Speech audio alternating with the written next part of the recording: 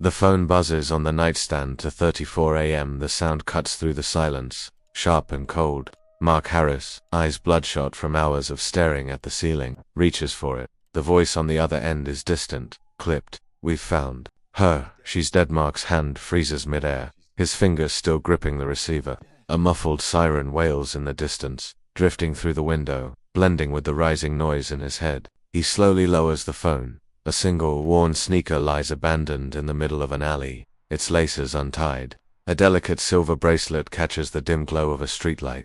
Brianna's bracelet. Mark's hand trembles as he walks down the alley, eyes scanning the scene. A grim parade of police lights flashing, figures moving with practiced detachment. They are focused, efficient, but there's something in their movement, something off. A man in uniform stands with his back to the street, hands deep in his pockets, eyes darting. He catches Mark's gaze, but quickly looks away, as if avoiding recognition. A discarded, blood-stained jacket, Brianna's favorite. His breath catches Mark, standing frozen at the entrance of the alley, eyes locked on the discarded items.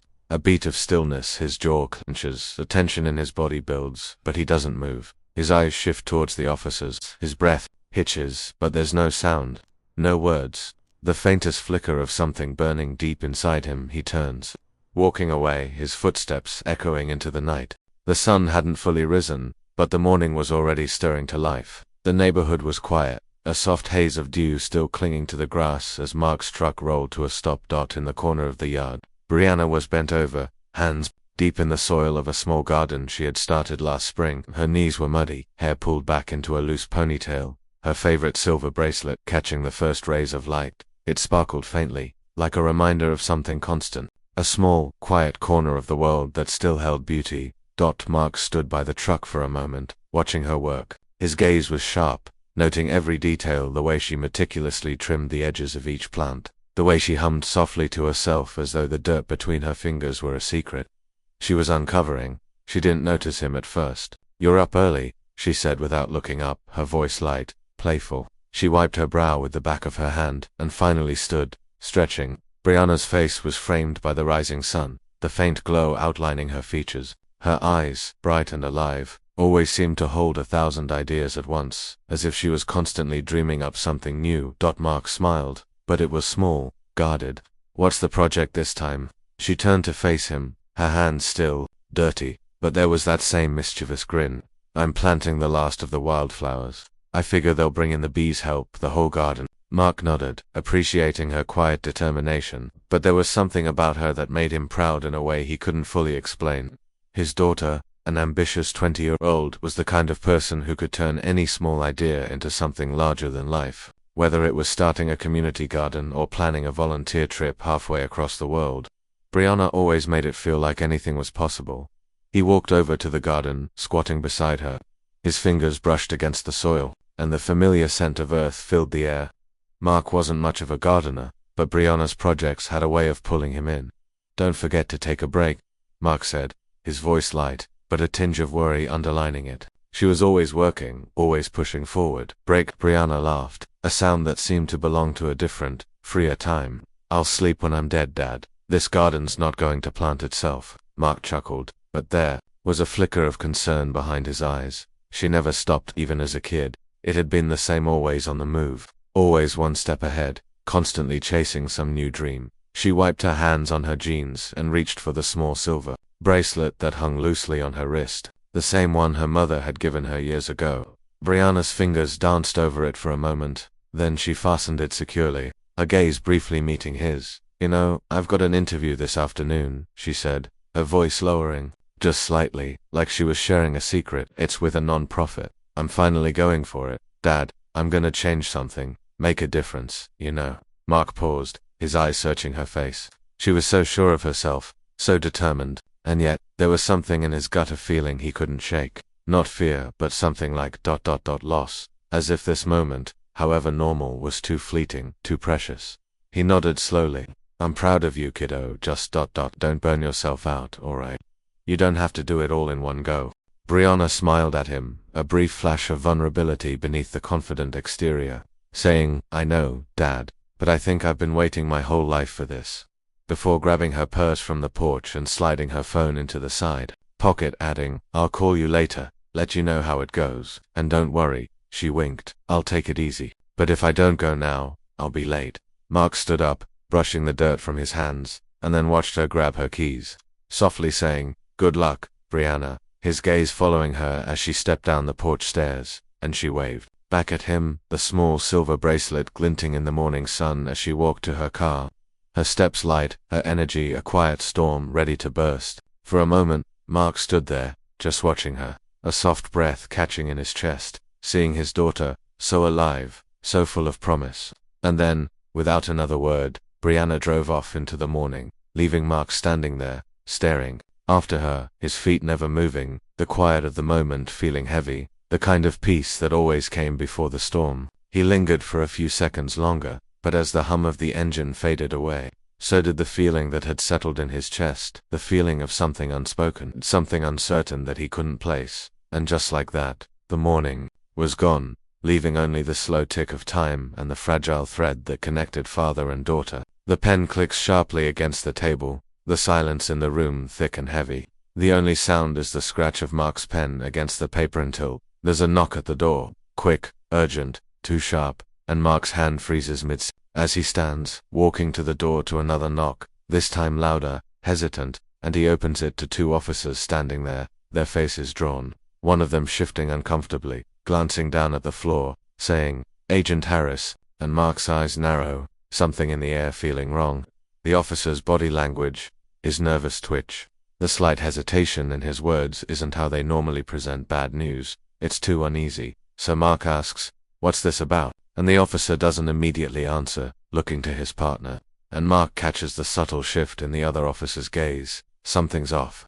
The officers avoid his eyes, too deliberate, too controlled, as the second officer says, we need you to come with us. It's about your daughter. And Mark's pulse quickens, demanding, what happened to Brianna? And the officers exchange a glance, the seconds stretching, a bead of sweat sliding down Officer One's temple, taking too long, until Officer One says, there's been an incident, sir, and Mark steps forward, urgency in his movements, his jaw tightening, asking, what incident? And the officer shifts again, his eyes flicking to the floor, and Mark catches at his hand trembling ever so slightly as he clasps his belt. He knows that hesitation, as Officer One says, she's been found, and Mark's heart stops, as he doesn't wait for more, taking a step back, eyes locked onto theirs, asking, where is she? And without another word, the officers step aside, not moving, just watching him as he walks briskly past them with no further explanation. No details, nothing, slamming the door behind him as his truck screeches to a halt at the scene where flashing lights cut through the dark street, illuminating the alley where Brianna's life was just stolen. And he doesn't think, getting out, his boots hitting the pavement, heading straight for the scene as the officers don't stop him, a quiet murmur filling the air as he moves past the crowd. His eyes scanning the area, seeing it before anyone notices him, a shoe, discarded in the dirt, a bracelet caught in the edge of the flickering light, Brianna's bracelet, the silver one she wore every day, given to her by her mother, shining like a beacon, but cold, out of place. And he doesn't pause, just reaches down and picks it up, his fingers trembling as he touches it, his eyes flicking to the officers, a quick look to the officer standing near the alley's entrance wearing a muddy boot. A pattern that doesn't match any of the squad cars parked nearby, his gaze lingering for a fraction longer than usual. The mud fresh, still caked on, knowing that pattern, having seen it earlier today in his own garden, and everything inside him freezes as he takes a shallow breath, clenching his jaw, his eyes moving up to scan the officers standing by, their faces unreadable, their conversations low and hushed, not making eye contact, the pieces clicking together. Realizing it's not just the scene, it's them, and he doesn't speak, his mouth going dry as he slowly lowers the bracelet, his fingers now stiff with rage. Then the brake lights of a squad car catch his attention, the tire marks in the dirt don't match any of the other vehicles around. There's something wrong, so his head tilts slightly, processing the small details others would overlook, the officer's actions, the odd inconsistencies in the scene. It doesn't add up, and he steps back, his gaze flicking over the scene again, his jaw clenched tight, his expression hardening as he finally looks at the two officers standing nearby, who meet his gaze now, but with no apology in their eyes. And he doesn't speak, turning away, heading back toward his truck without looking back at the crime scene. The bracelet still clenched in his fist, his jaw tightening. the weight of the realization pressing down on him, knowing this isn't a random act of violence. This was planned, and Brianna didn't just end up here by chance. This was no accident, and the world may not know it yet, but Mark does, and he isn't leaving until he knows exactly who is responsible. The truck engine rumbling in the silence as he grips the steering wheel, knuckles white, the bracelet pressing against his palm, cold metal biting into his skin, his eyes fixed on the road ahead, but his vision blurred everything, a smear of lights and shadow. The road an endless blur of dark asphalt, his breathing shallow, erratic, his body rigid, taut with a tension that won't release. Then his truck pulls into the driveway, the headlights cutting through the quiet darkness, throwing long distorted shadows against the house, the familiar sight of his home once warm, once alive now seeming foreign, haunting. The sound of the engine shutting off as the silence swallows him, the door opening, creaking slightly, and Mark stepping inside to a house that is still, the warmth of the evening light long faded, leaving behind only the cold, lifeless remnants of what was once a home. Standing in the doorway for a moment, taking in the emptiness, his eyes flicking over the room, a half-finished puzzle. On the coffee table, her shoes discarded by the door not moving, frozen by the absence of her, with Brianna's presence everywhere, the last traces of her morning. Her coat still hung on the back of the chair, a mug half filled with the coffee she didn't finish, the faintest trace of her perfume still hanging in the air as he walks through the room slowly, carefully, hearing his own breath, the soft shuffle of his shoes against the floor, moving past the couch where she sat earlier, her laughter still echoing in his ears, the house feeling too quiet, too empty, a house built of memories, now hollow.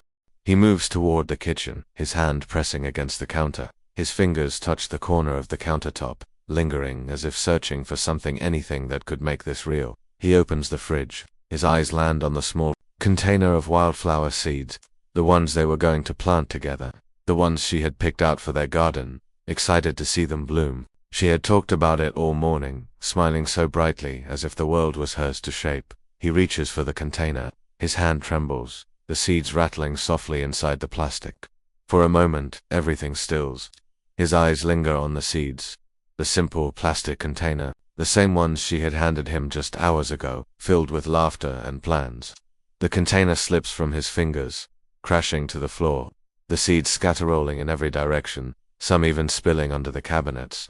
Mark's knees buckle, his body folds, crumpling to the floor. His back hits the tiles with a muted thud, but he doesn't move. He doesn't speak. The room is silent, save for the faint sound of seeds rolling against the floor. His body shakes violently, but it's not the sobs you'd expect. It's something else, a physical breakdown, a flood of emotion with no release.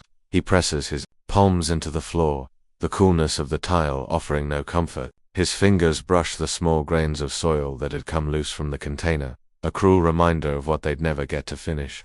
A small leaf caught between the tiles catches his eye. It's green, but a faint streak of mud marks its edge. He stares at it for a long moment, his breath catching in his chest, and then it hits him. The mud on his own shoes, the pattern, the fresh mud, the distinct imprint on the officer's boot, the same one he had seen at the crime scene, the one that hadn't matched the squad car tires. Mark's hands shake less now, his breath beginning to steady. He inhales, slow and deliberate. The stillness of the room is no longer suffocating, it's concentrated. He's not just breathing anymore, he's focused. Focused on the leaf and the clue that connects his life, his home, to what happened to Brianna, the leaf, the mud, the officers. His mind moves quickly, clicking through the pieces like a profiler would, pattern recognition, subtle details. Everything falls into place, it's all connected. He pushes himself up slowly, his hands braced against the counter, steadying himself. He doesn't look back at the scattered seeds. He doesn't look at the remnants of Brianna's life. His focus is raised. The rage that had been building in him solidifies, freezing into something colder, something more deliberate. He's not just grieving anymore, he's becoming something else. The first clue, the mud, the connection, it's here, in his home. It's proof that the crime scene wasn't just another case. It wasn't just some random act. It's personal. It's systematic. He stands now, his posture stiff, controlled. His eyes move methodically across the room, catching the smallest details. The mud-streaked leaf from the garden, the patterns in the soil, the same soil that marked the boots of the officer. Mark's hands stop trembling, his breathing steadies, his legs feel firmer beneath him. He moves with purpose now, the uncertainty gone. The confusion has disappeared. The shift is palpable. His body language, his stillness, the way he grips the edge of the counter, everything has changed. He's no longer just a grieving father. The transformation is silent, but it's clear. The grief doesn't leave, it freezes, it crystallizes into something sharper, more dangerous. He's a hunter now. He turns, walking toward the coat rack, grabbing his jacket from the back of the chair. His movements are deliberate. His eyes are hard. The door creaks open, but he doesn't flinch. Mark's hand stops just before the door. He glances back at the house, his gaze lingering on the small, quiet spaces, the ones that used to be filled with Brianna's laughter, her energy, but now, there's no time for nostalgia. He closes the door with a quiet, purposeful click, his footsteps echoing. Down the hallway, the headlights cut through the darkness. The world outside is a blur of shadows and empty streets. Inside the truck, Mark's jaw is tight, his grip on the wheel firm. His eyes are focused ahead, a new purpose driving him. The world is still, but this isn't just about justice anymore. This is personal. He presses the gas, and the truck lurches forward, cutting through the night. The sun is low on the horizon, its first light spilling through the windshield, blinding and unforgiving. Mark's jaw is tight, his hands steady on the wheel as he drives. The truck hums on the empty road, the early morning quiet only broken by the occasional hum of the tires against asphalt. He is a man wearing a mask of normalcy. He wears it like armor now.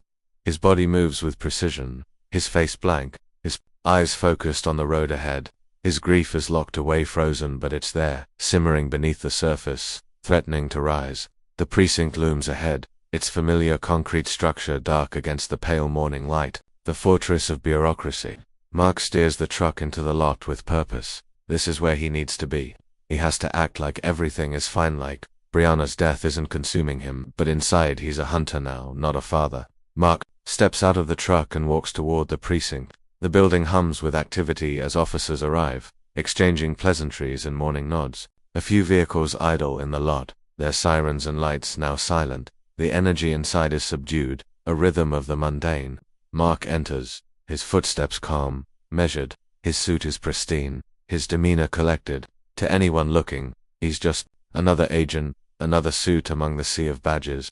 But beneath the surface, he's scanning everything, everyone. The bullpen is alive with chatter. Phones ring, papers shuffle, and the low murmur of casual conversation fills the space. Mark walks to his desk, his eyes moving quickly over the officers around him. His senses are sharpened, his profiling his surroundings now, not just his case. At his desk, he sets down his briefcase, scanning the room. His gaze settles on the first suspect, Officer Harrison, the veteran, standing near the coffee machine. Harrison is calm, collected, too calm. His posture is rigid, almost practiced. He's leaning against the counter, talking to a group of officers in that easy, familiar way, the kind of man who has been around long enough to command attention without trying. His tone is low, casual. Mark watches him, noting the way Harrison adjusts his tie, the small flick of his eyes as he surveys the room. It's the subtle things that Mark notices, like how Harrison's left hand rests just slightly on his holster, his fingers relaxed but ready. He's the kind of man who has learned to blend into the shadows of authority. He's untouchable. Then Mark's gaze shifts to Officer Dawson, the younger officer, who stands across the room, talking with a fellow cop. Dawson is fidgeting, his hands are shaking as he fumbles with a pen. He's constantly moving, too quick to make eye contact. His gaze darting around the room like he's hoping no one will notice him. Mark can see it in his stiff posture, in the way his fingers twitch. Dawson is the weak link, and Mark knows it. Dawson's gaze flicks toward Harrison, and for a moment, they share an almost imperceptible look. A quick exchange, silent but loaded. It's the kind of look Mark has seen countless times before, silent conversation, one full of secrets. But it's not the kind of conversation he's ever been a part of. Mark stays in his seat, watching. Mark makes his way to the break room, slipping through the crowded space unnoticed. He stands just inside, leaning against the doorframe, watching. A few officers are chatting idly, but one joke catches his ear, dark offhand. Officer 1 half laughing, "Yeah, guess she won't be doing any interviews now, huh? Such a shame. But hey, case closed, right?" The others chuckle, low and dry, as if it's just another day. Mark doesn't flinch, doesn't react. He simply watches them, how their faces remain unchanged, how the laughter dies in their throats almost too quickly. Harrison is standing nearby, casually pouring himself a cup of coffee. He doesn't acknowledge the joke, but Mark sees it, the subtle tightening of his jaw, the faintest shift in his eyes. He's pretending not to notice, but it's there. Unmistakable. Harrison is in control. But Mark knows now that this culture of callousness, this darkness isn't just one officer, it's the entire department. Dawson is shifting nervously from foot to foot, glancing around like he's waiting for something. He isn't laughing, isn't participating, he's not even pretending to be at ease. Mark watches the scene unfold, cold and still. He's not part of the laughter, not part of the camaraderie, but there's a different kind of understanding. In his eyes, Mark knows the cracks are beginning to show. The ones he's been ignoring for so long. The system is broken. It's not just the officers involved in Brianna's death. It's everyone. The unspoken silence, the cover-up, it's systemic. It's a wall that's too thick, too impenetrable. Mark walks down the hallway, his eyes still scanning every officer he passes. There's a flicker of something in Dawson's eyes as he catches Mark's gaze. A flash of guilt, or maybe it's fear. Dawson doesn't hold his stare, quickly looking down at the floor. Harrison quietly. To Dawson, don't worry about him, he's just here to do his job. Like always. Dawson nods too quickly, too eagerly. His fingers twitch again. He's breaking. Harrison remains calm, unbothered. Mark stops in the middle of the hallway, not far from them. He stands still, hands in his pockets, watching them carefully. The silence between Harrison and Dawson speaks louder than any words could. It's the kind of silence that Mark knows intimately, one that comes from shared guilt, from secrets too dangerous to speak aloud. Mark doesn't move. He doesn't need to. He already knows everything.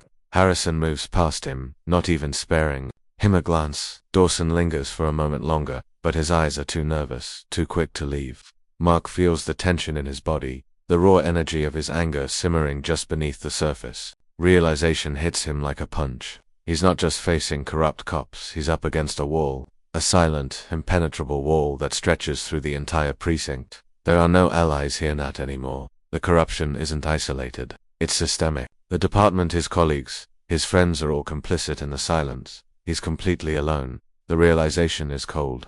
Mark doesn't move for a moment. The bustling precinct around him feels like a distant hum, like noise from another world. He stands there, frozen in the middle of the hallway. Mark stands in the middle of the busy precinct, a lone figure amidst the bustle. The noise swirls around him, but he's detached, distant. His face is still, his gaze hard as stone. The chaos of the precinct swarms, but Mark doesn't hear it anymore. He's made his decision.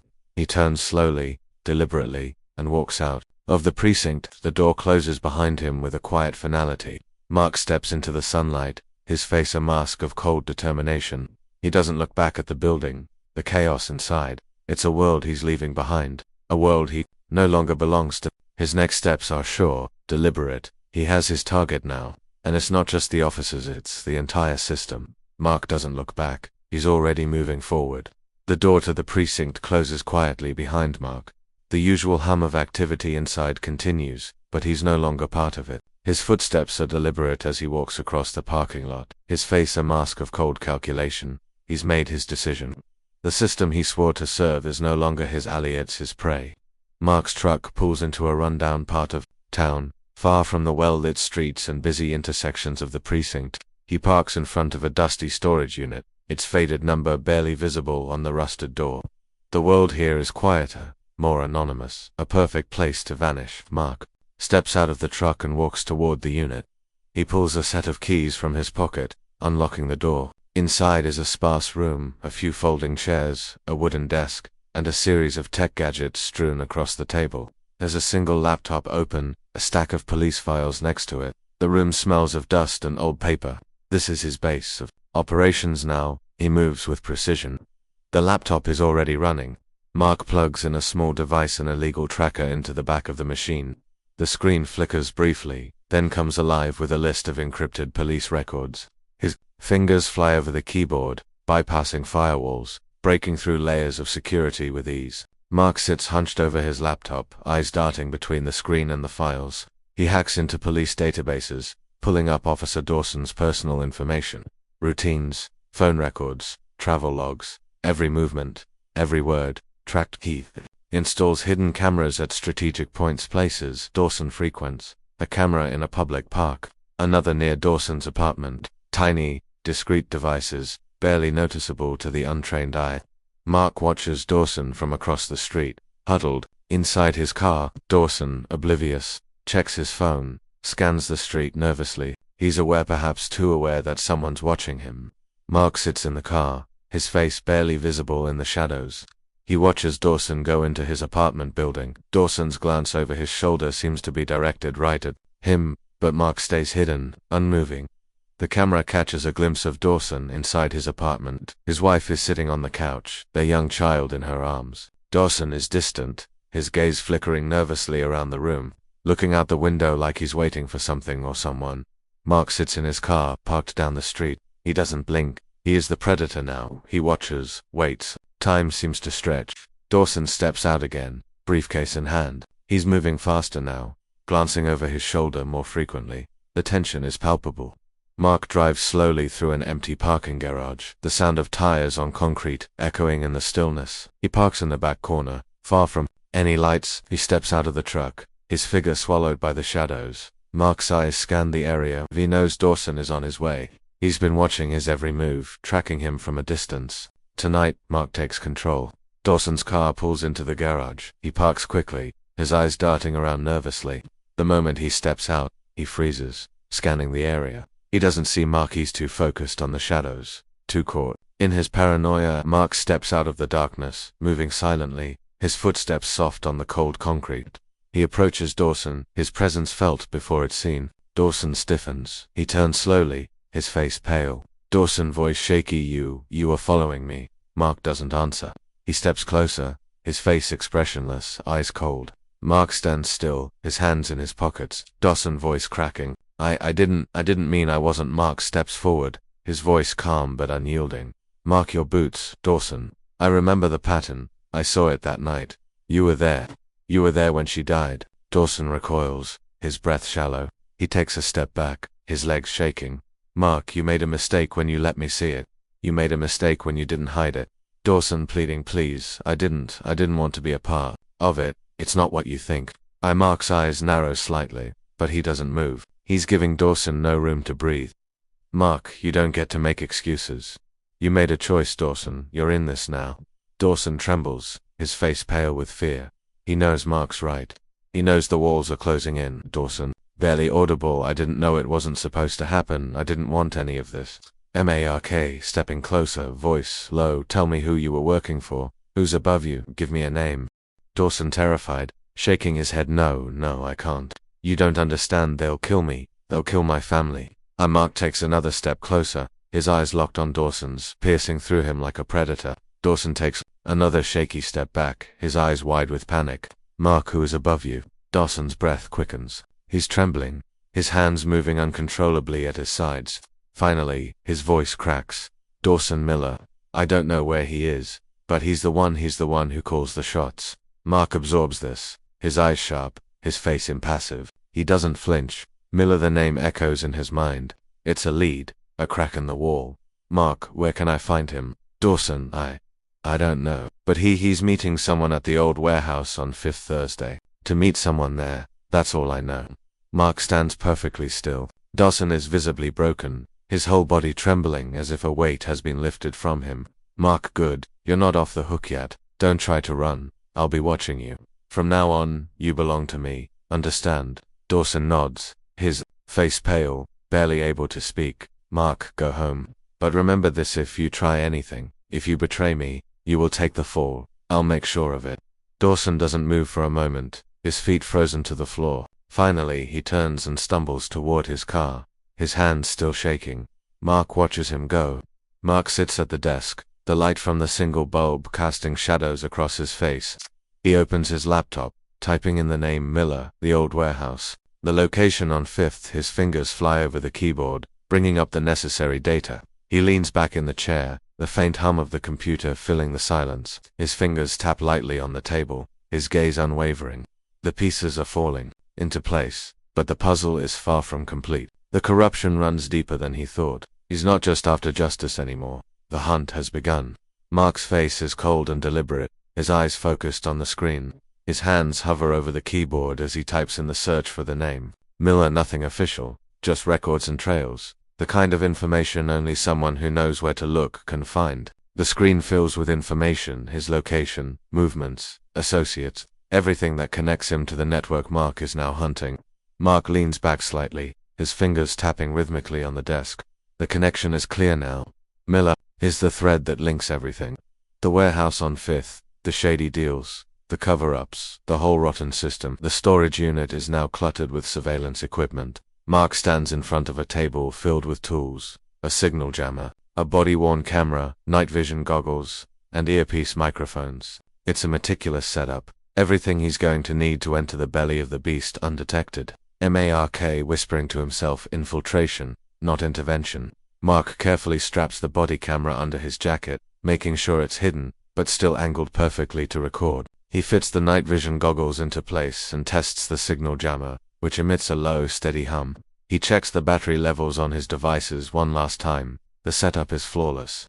Mark nods to himself. Mark's truck is parked at the far edge of the industrial district, a shadow in the corner of the parking lot. The warehouse looms ahead, a dark silhouette against the murky sky.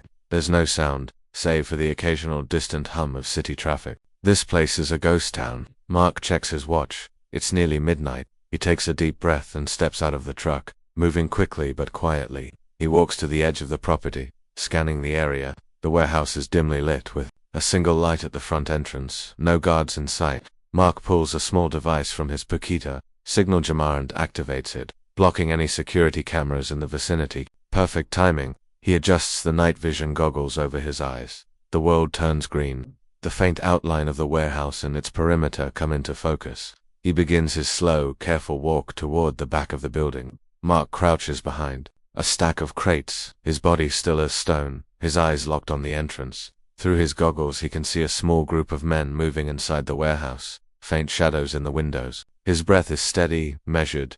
He doesn't move. He waits. Mark adjusts his position. He moves between shadows, staying low, undetected. He moves around the building, making his way to the far side where he finds a small vented window, barely large enough for him to fit through. Inside the warehouse, he sees Miller standing with another man, his contact. They're exchanging something, but Mark can't make out the details. The conversation is too low, too muffled. Mark stays close to the window, watching them through the glass. He notices a few crates, labeled with a generic, official city seal. His eyes narrow. This is bigger than a simple cover-up. Mark has successfully infiltrated the warehouse, slipping through the vent and hiding behind a stack of crates. The room is dark, the only light coming from overhead fluorescent lamps that flicker intermittently. He takes slow, measured steps, crouching low, blending into the shadows. He watches from his position as Miller and his contact sit at a makeshift table, papers and files spread out before them. The conversation is cold, clinical, nothing about the murder. Mark listens intently. His heart rate steady, Miller quietly, his voice low but authoritative. The asset has been liquidated. Contact good, the project site needs to be sanitized. We can't afford any loose ends. Miller, ensure the external audit finds nothing. Make sure all the paperwork is clean. The words are sharp, detached, but to Mark, it's clear they're talking about Brianna. Mark whispering to himself, under his breath, liquidated, sanitized. Contact, the Harris variable is becoming a liability. Contain it. Mark's breath catches for a second. Harris, they know he's investigating. They know. This isn't just about Brianna's death, it's about something much larger. Miller, contain it. If the Harris variable becomes a threat, we will handle it. The language is chilling. It's corporate. It's business. But Mark knows they're talking about him. Miller, quietly get the job done. We'll clean up the rest. Mark's mind races, but he doesn't move. He doesn't speak. They're not just covering up a murder, they're covering up something much bigger. The danger is clear now. Brianna wasn't just a casualty. She was silenced because she was on the brink of exposing something massive. And now, Mark's involvement means they know he's a problem, too. Miller, make sure there's no trace. Not a single thread left. To pull contact, understood. The project's on track. The men stand, exchanging a few more words, but Mark is already moving quiet, deliberate. He knows the risk, but he has to get out. He has the evidence, but it's still circumstantial. He can't be seen. He can't get caught. Mark slips through the shadows, making his way toward the exit. His pulse is steady, his movements fluid. He's almost free when he accidentally kicks a loose pipe, sending it clattering across the concrete floor. Flashlight beams sweep across the dark warehouse floor. Mark freezes, blending into the shadows, barely breathing. He hears a guard shout, a faint echo of footsteps approaching. His heart races. Mark's eyes widen for a split second, his body Tense as he presses himself into the corner, barely out of view, the footsteps stop. A flashlight passes right by him, inches from his face. He holds his breath. The light continues past him. The guard moves away, oblivious. Mark exhales slowly, measured. He waits a beat, then starts moving again, faster this time, moving silently through the dark corners of the warehouse. He reaches the door. His hand hovers over the handle. Mark steps into the night, his body tense, his eyes scanning the shadows. He disappears into the dark, melting into the world around him. Mark slides into his truck, locking the doors behind him.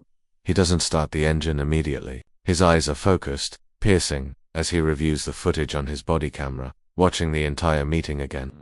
His mind processes the coded language: liquidated, sanitized, Harris variable. Mark's face reflects the weight of the situation, settling in. They're not just hiding a murder. They're covering their tracks for something bigger. The system is broken. But the system doesn't scare me. They do. Mark grips the steering wheel tightly, his knuckles go white. He breathes in, slow and steady. The meeting was set for Thursday. Time is running out. Mark pulls out of the parking lot. His headlights cut through the darkness as he drives. The city's skyline looming in the distance. His phone buzzes in his pocket. He doesn't answer. He's alone in this. The hunt is just beginning. Mark's eyes flicker nervously to the rearview mirror, then the side mirrors, and back again. He's constantly scanning the roads, his paranoia eating away at him. His face is tense, eyes darting, watching every intersection, every turn. He checks his watch. It's getting late. They're already coming for me. It's just a matter of time. I can feel the weight of their eyes on my back. I've been a part of this system for so long, I never realized how easily it could crush you, but now ... now I know how it works. And now, I'm not the one being hunted. I'm the one who hunts. Miller, now in a crisp suit, stands by the window, looking out at the city below. Miller, quiet, precise. We need to find Harris. Now it's too late for him to be looking into Project Genesis. We can't let him get any further. City official, you know how this works. He's just one man. The system is bigger than him. Miller, we're not dealing with just one man anymore. He's too close. I want him found. Use everything. Traffic cameras flicker on screen, capturing vehicles moving through intersections. Everyone has a pattern. And now, they have mine. Mark crouches in the shadows across the street, watching. His movements are fluid, precise. He pulls out a file: Project Genesis, confidential. A location, a neighborhood slated for demolition, a development project that's set to displace hundreds of residents. Mark is running now, fast, silent, blending into the darkness of the city. Black SUVs barrel down the street. Mark's eyes widen. He's been made. He ducks into an alley, moving quickly, silently, his breath quickening. Mark slips through the shadows, just out of sight of the guards. Adrenaline pulses as he runs through the dark alleyways. He reaches a dead, but finds an old fire escape ladder. Mark climbs it quickly, silently, his heart pounding in his chest. Mark surveys the scene below him, watching as the black SUVs pull away. His body is still tense, but he doesn't stop moving. Mark's hands fly as he grabs his gear, but he opens the door to his storage unit. Something is wrong. The room is destroyed. His equipment is gone. Files scattered. Everything is torn apart. They knew I was coming. They're everywhere. Mark reaches for his phone and smashes it on the floor. He takes his wallet, pulls out the cash, and abandons it. His identity is gone. He's a ghost. Mark takes one last look at the wreckage of his old life, then turns and walks out of the storage unit. Mark walks through the streets, his steps aimless, the weight of the night pressing down on him. His face is gaunt, eyes hollow. The world around him is indifferent. The sounds of the city, the hum of traffic, the distant chatter of pedestrians, the sharp click of heels on the sidewalk are nothing but noise. Close up on Mark's face, his eyes dart nervously, scanning every passerby. He doesn't belong here anymore. He doesn't belong anywhere. His grip on the small wad of cash in his pocket is the only thing tethering him to the present. Mark sits at a computer in the back of a small, crowded library. He's hunched over the keyboard, his eyes flicking between the screen and the room, constantly watching, constantly aware. He doesn't log in. He doesn't touch anything personal, just pages and pages of research names, addresses, and deep dives into Project Genesis. The line at the soup kitchen snakes out the door. Mark waits patiently, but his gaze is always shifting, constantly checking for anyone who might recognize him. He blends into the crowd, another face in the sea of anonymity, another man with nothing left. He receives his food in silence, his hand shaking slightly as he takes the tray. The food is simple, unremarkable, barely enough to sat the gnawing hunger inside him. But the hunger in his stomach is nothing compared to the emptiness in his chest. The loss, the betrayal. He finds a seat at the farthest corner of the room, his back to the wall. He eats mechanically, the noise of the kitchen and the murmurs of other patrons all blending together. He's invisible completely, utterly invisible, but the moment is fleeting. Mark's eyes catch a flicker of movement. A woman, seated 2 tables away. She's older than him, weathered, cynical. Her eyes meet his for a fraction of a second before she quickly looks away. Her movements are calculated, careful, as though she's trying not to draw attention to herself. She gets up from her table, walking with purpose. Mark's eyes narrow, but he doesn't move. He doesn't make a sound. The woman comes to his table and, without a word, places a small folded piece of paper on his tray. Then, just as quickly, she leaves, disappearing into the crowd. Mark stares at the paper, his heartbeat picking up. Slowly he unfolds it. Note, I know who you are. I know what they did to you. If you want to burn it all down, meet me at the old train yard at midnight. Come alone. His eyes linger on the words, the weight of the message sinking in. There's a flicker of hope, but it's buried beneath a thick layer of suspicion. Mark arrives at the desolate train yard, the clatter of the city barely audible. From this far out, the rusty tracks stretch into the night, lit only by the cold, flickering light from an old lamp at the far end. The air is thick with the smell of rust and decay.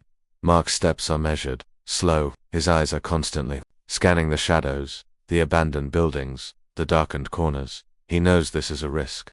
He's been burned too many times before. A figure moves in the shadows. A woman. She's wearing a dark jacket, her face hidden in the collar. She moves quickly, confidently, stepping out of the darkness and into the faint light. It's Lena Reyes. She's older, rougher, with lines on her face that speak of years of frustration, anger, and defeat. There's something in her eyes, a fire that hasn't been completely extinguished, but there's also fear of being seen, fear of trusting someone again. Mark, you're the one who left the note. Lena nods, her eyes scanning the area nervously. She keeps her distance, but there's something desperate in her eyes. Lena replied, I've been watching you. I know what they did to you. They didn't just kill your daughter, they've been stealing from this city for a decade. Mark doesn't respond immediately. He watches her carefully, his expression hard, unreadable. Lena said, they've covered it up, buried it, but I've been watching them. I've got the proof. But it's all too much for me to handle alone. She pauses, measuring his reaction, but he remains silent, unmoving. Lena, taking a deep breath, and said, you're the only one who can do something with it. You're the one who's not afraid to burn it all down. Mark's gaze flickers for a moment, curiosity in his eyes. Mark replied, and the proof. Lena glances around once more before walking towards an old, rusted storage container. She pulls out a key and unlocks it, revealing a small, secure locker. The smell of old paper fills the air as she opens it and pulls out a large, yellowed folder. Documents, ledgers, checks. Lena holding it out to him and said, this is all I've got. The real proof of the corruption, the land deals, the illegal kickbacks, everything. The Genesis project. It's all in there. Mark takes the folder carefully, his eyes narrowing as he flips through the pages. Lena said, every piece of it points back to them, Miller, the city officials, the whole network. It's all in the documents, but you can't use it on your own. You'll need help. Mark doesn't say anything for a long moment. He simply watches the pages of the folder, his mind racing through the connections, the implications. Mark replied, why me? Lena's face is hard, but there's something vulnerable in her voice now. Lena said, because I can't do this anymore. I've been burned by the system. I tried to expose them, but they got to me. I'm not naive enough to think I can just walk in and get justice. But you, you know how to fight them. I need you to help me bring them down. Mark looks up at her, the weight of the decision settling on him. He's silent for a long moment. Mark replied, I don't need anyone else. Lena looks at him, her eyes hard, but there's a trace of understanding in them. Lena replied, if you're really ready to burn it all down, then we'll do it together. You've got the skills, the drive. I've got the proof. We can't let this go. Mark nods slightly, absorbing her words, the gravity of the situation sinking in. Mark drives, the folder on the passenger seat beside him. His hands grip the wheel tightly, his knuckles white. The city stretches out in front of him, silent, indifferent. Mark's jaw is clenched, his eyes focused, sharp. His mind is running through the plan. What's next? What's at stake? This is the point of no return, Mark said. I'm no longer who I was. I'm a ghost, a hunter, and the system, it's just the prey. The truck hums down the empty street. The road ahead is unclear, but Mark knows exactly what he has to do. He's alone, but he's not helpless. Mark stops in front of an old, abandoned warehouse. The dim light from a nearby street lamp flickering in the distance. The world is quiet, but there's a new fire in his eyes. Mark opens the folder once again, the pages filled with documents, names and addresses. He exhales, slow and deliberate. Mark said, I don't need anyone else. I'll do this my way. The system is broken, and I will break it. Mark's truck slowly rolls to a stop in front of the dimly lit warehouse. The area is dead quiet. The cities hum a distant murmur. He glances at the passenger seat where the folder containing Project Genesis sits.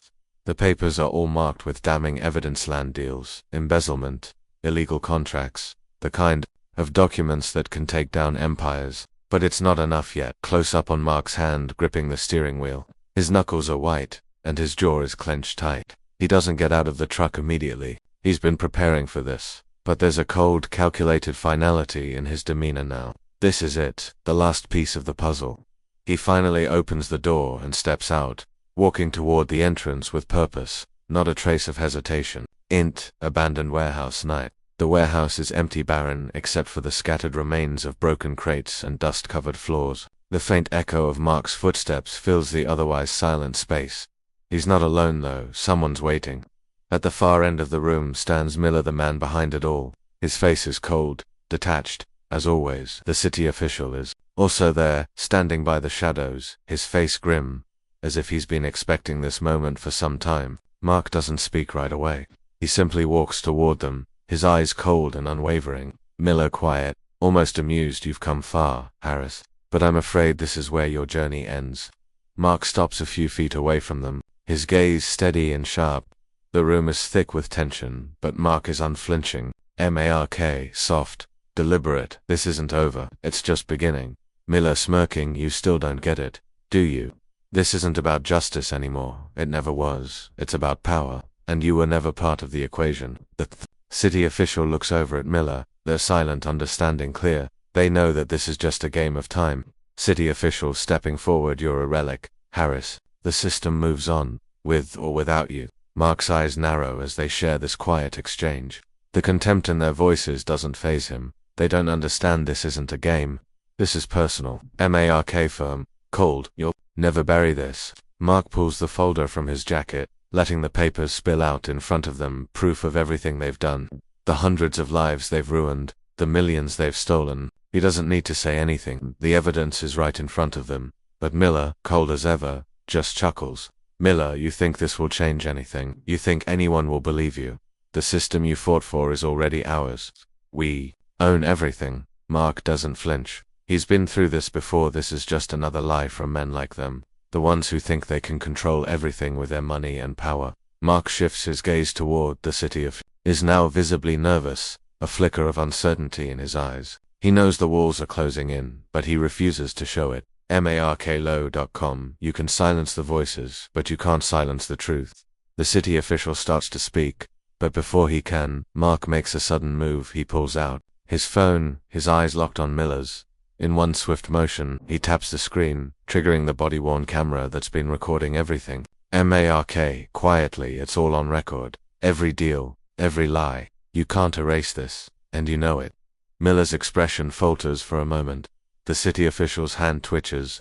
They've underestimated Mark. It's too late now, Miller. Voice steady, but tense. You're a fool if you think you're walking out of here with that footage. We'll make sure you disappear. Mark's eyes never leave theirs. He's already moved beyond this moment. He's already won, no matter what happens next. Mark, firmly. You're already gone. The air between them grows heavy. The tension is unbearable. But Mark doesn't budge. He's no longer afraid of them. The hunt is over. Now it's time for them to face what's coming.